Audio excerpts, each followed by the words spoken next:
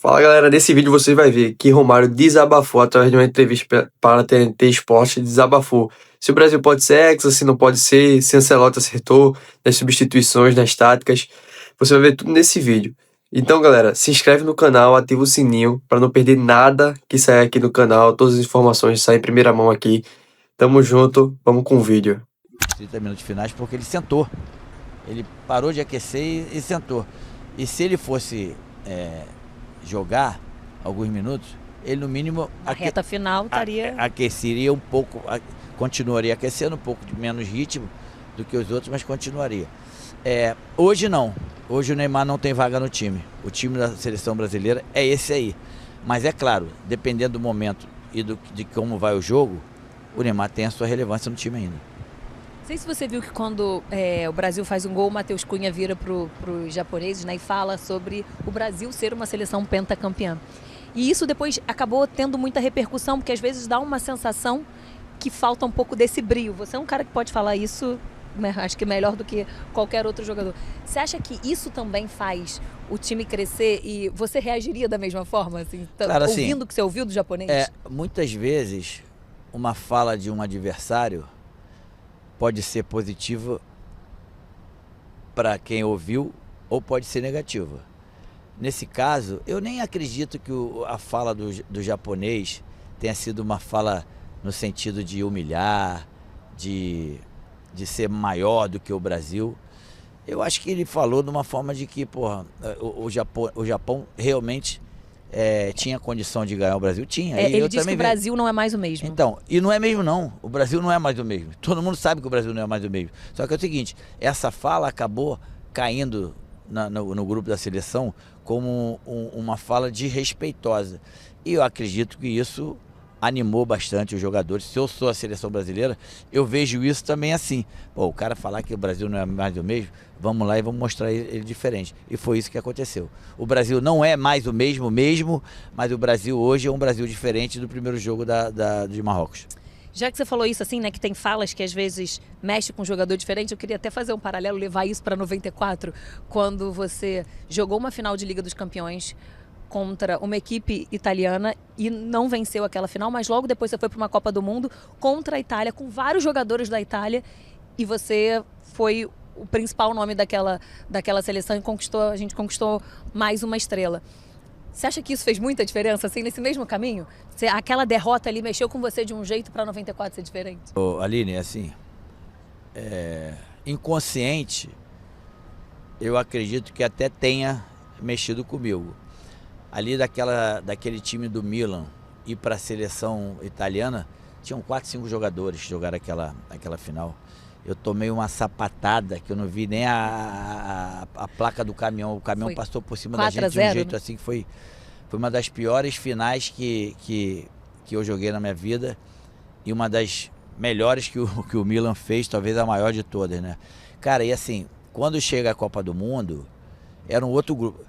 Aquele time do Barcelona foi o melhor time que eu joguei na minha vida. Juntando seleção, clubes que eu joguei. E aquela seleção 94, ela não era tecnicamente nem perto daquele time do Barcelona. Só que para aquela Copa do Mundo a gente estava com uma outra mentalidade, estava com uma concentração diferente do que foi o Barcelona naquele jogo. O Barcelona, a gente ganhou. Foi um título espanhol muito apertado, foi no último jogo, porque o La Coruña do Bebeto acabou não ganhando o seu adversário e a gente ganhou do Sevilla em casa, então a gente comemorou muito, aproveitou muito e isso dentro de campo o resultado foi esse desastre que aconteceu.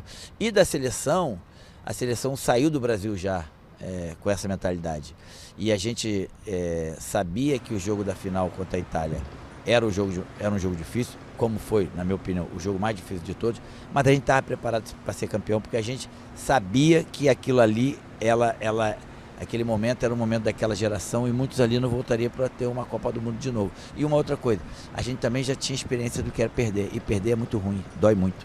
Vou trazer um pouquinho aqui de novo para a Copa, né? Para esse momento, né? Em vez da gente falar muito de passado, mas também comparando com você, o próximo jogo do Brasil é contra a Noruega. E quando a gente faz um paralelo aí, todo mundo, quando a gente olha para a Noruega, o que todo mundo vai falar é do Haaland, centroavante, enfim, uma posição que você pode falar muito bem. Mas se eu não me engano, ele tem 1,95 de altura. Você 1,67, quase 8. 1,67, quase 8. O que você dá para dizer que tem de semelhança entre os dois aí?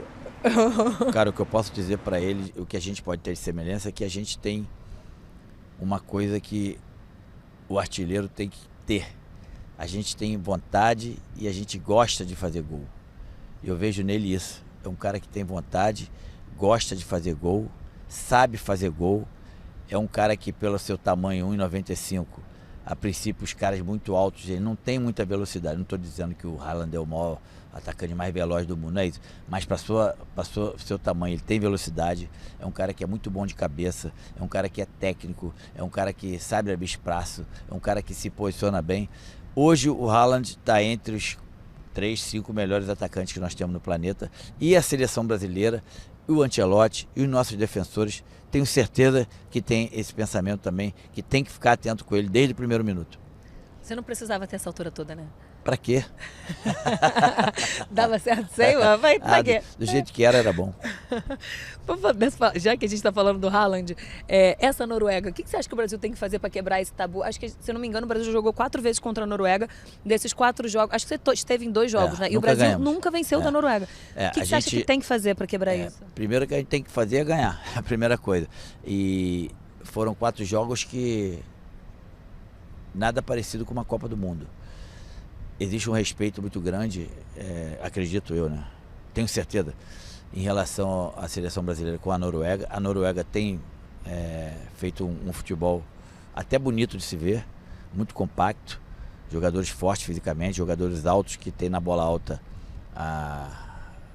o seu grande ponto positivo, mas que também hoje tem jogadores técnicos, jogadores que driblam, jogadores que chegam bem, jogadores que defendem de uma forma muito fechada. Assim, o Brasil vai ter a sua dificuldade contra a Noruega, mas eu vejo o Brasil, assim, hoje até mais tímido que a Noruega, e depois dessa derrota tão suada, tão difícil contra o Japão, eu acredito que o Brasil é mais tímido que a Noruega, está mais preparado para isso.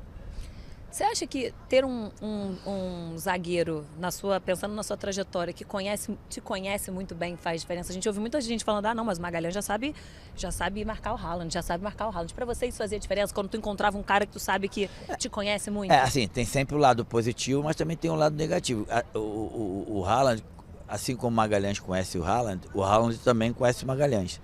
Então eu tenho certeza que o Haaland sabe das deficiências do Magalhães, assim como o Magalhães também sabe das deficiências do Haaland. Vai ser um grande confronto. Eu acredito que, assim, a gente não vai ver muito esse confronto 1 contra 1, porque até a forma do Brasil marcar não é dessa forma, homem a homem. Então, assim, o que eu posso dizer e espero é que quando o Haaland cair ali no lado do Gabriel, ele possa resolver o nosso problema. É o que eu espero. Uma dica para o Ancelotti. Do Romário, assim, aquela que só pode vir do Romário. Não, eu acredito que o Ancelotti tem que continuar fazendo esse trabalho psicológico que tem feito com a seleção brasileira. Ele, mais do que ninguém, sabe que ele tem hoje o grupo na mão. As suas palavras, os seus gestos, tudo que vem acontecendo em relação ao Ancelotti com esse grupo tem sido positivo, e continuar nessa batida, acreditando e sabendo que é ele que toma a decisão, independente de que 220 milhões de pessoas possam entender diferente.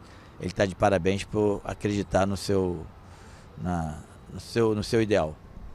Obrigada, Romário, por atender a TNT, principalmente nesse momento, assim. Eu vou fazer 16 anos de profissão. A minha primeira memória de Copa do Mundo é a Copa de 94, que você foi assim, um símbolo muito marcante para mim, até para minha escolha de profissão. Eu acho muito bacana que todas as vezes que eu te entrevisto, você é sempre muito 10 comigo, assim, o papo 11. Assim, 11, desculpa. Nada, tá desculpada, Aline.